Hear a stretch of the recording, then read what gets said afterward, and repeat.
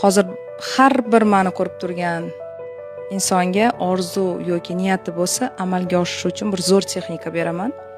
Bu o'zimdan kelib chiqqan holda hozir sizga bir narsani aytib beraman. Har doim ishlagan bu. 64-maktabda o'qiganman va 226-maktabda 4-sinfgacha o'qiganman. 64da esa 11-sinfgacha o'qiganman. Va har doim ikkita maktabimga kirganimda kirishingiz bilan faxriy doskalar turardi va o'sha yerda studentlarni katta bir muvaffaqiyatli insonlar rasmi, o'sha maktabda o'qib ketgan insonlar rasmi turganda har doim kirishimni aytardim. Hali qarab turinglar, mana shu yerda meni rasmim bo'ladi deb niyat qilardim. Va yaqinda qo'ng'iroq bo'ldi 226-maktabdan. Direktorimiz telefon qilishibdi.